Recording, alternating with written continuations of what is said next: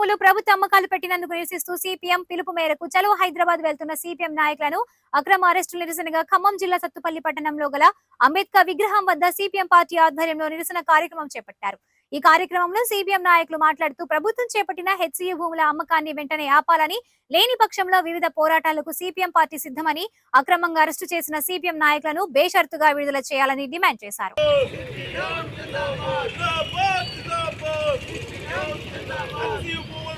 రాష్ట్ర ప్రభుత్వం ఉండి వైఖరి హెచ్సియు భూముల పట్ల రాష్ట్ర ప్రభుత్వం ఉండి వైఖరి కాపాడాలి హెచ్సియు భూములను కాపాడాలి హెచ్సియు భూములను కాపాడాలి హెచ్సియు భూములను ఆపాలి వేలం పాటను ఆపాలి వేలం పాటను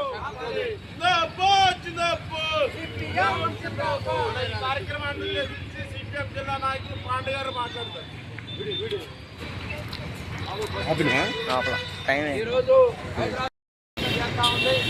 ఆ భూములు సెంట్రల్ యూనివర్సిటీ ఆ యూనివర్సిటీ అవకాశం ఏదైతే యూనివర్సిటీ భవిష్యత్తులో విద్యార్థుల యొక్క ప్రయోగశాలకి ఉపయోగపడతాయని చెప్పి ఆ రోజు ఏదైతే 400 ఎకరాలు సెంట్రల్ యూనివర్సిటీకి కేంద్ర రాష్ట్ర ప్రభుత్వాలు కేటాయించి అలాంటి భూముల మీద ఈనాడు కార్పొరేట్ పట్టుబడి రాష్ట్ర ప్రభుత్వం ఒత్తిడి తీసుకొచ్చి ఈనాడు సెంట్రల్ యూనివర్సిటీ భూముల్ని కార్పొరేట్ అభ్యర్థుల కోసం బలవంతంగా ఆ యూనివర్సిటీలకు పోలీసు బలగాలను పంపించి అక్కడ నిరసన తెలియజేస్తున్న విద్యార్థుల మీద బాష్పవాయువు లాఠీ చార్జీ ప్రయోగించి వారి మీద అక్రమ కేసులు పెట్టి అరెస్ట్ చేసి ఆ భూమిని స్వాధీనం చేసే కోట్ల కోసం ఈ రేవంత్ రెడ్డి ప్రభుత్వం కుట్రభూని ఆ రకమైన ప్రయత్నాలకు పూనుకుంది. దానికి వ్యతిరేకంగా విద్యార్థులను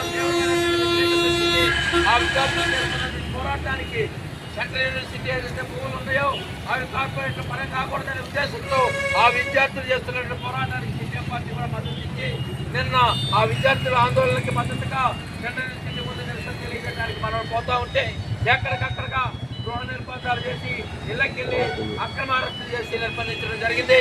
ఈ అక్రమ అరెస్టులు ఉద్యమాన్ని ఆపలేదని చెప్పి ఈ యొక్క మన రేవంత్ రెడ్డి ప్రభుత్వానికి కాంగ్రెస్ ప్రభుత్వానికి చెప్తా ఉన్నాం.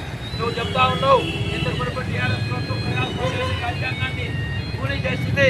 నేను వస్తే 6 గ్యారెంటీలతో పాటు 7వ గ్యారెంటీ కూడా అమలు జరుపుకున్నాం. ఏంటి 6వ గ్యారెంటీ? ఈ రాష్ట్రంలో ప్రజాస్వామ్యంగా ఏ నిరసన తెలియజేసినా ఏ ధర్నాలు చేసినా వాటికి ఎలాంటి ఆంక్షలు ఉండవని చెప్పి ఆ రోజు ప్రకటన చేసి ఎన్నికల్లో ప్రజలకు మాటిస్తావు. దాన్ని దొంగలో దొరికి నాకు కేసీఆర్ ప్రభుత్వం ఏదైతే అవలంబించిందో అదే విధానాలను కూడా కొనసాగిస్తున్నావు. అదే విధానాలను కూడా కొనసాగిస్తే కేసీఆర్కి ఏ గతి పట్టిందో నీకు కూడా అదే గతి పట్టిందని చెప్పి హెచ్చరిస్తూ సెంట్రల్ భూముల్ని మేము రక్షించుకుంటాం. ఏదైతే రేవంత్ రెడ్డి ప్రభుత్వం ఆ భూమి తీసుకోవాలో దాని నుంచి వెనక్కపోవాలని చెప్పి డిమాండ్ చేస్తా ఉన్నాం. ఆపాలి వేల వేసే విధానాన్ని కాపాడుకుందా హెచ్సియు భూములను కాపాడుకుందా హెచ్సియు భూములను కాపాడుకుందా హెచ్సియు భూములను ఫోటో తీనా వీడియో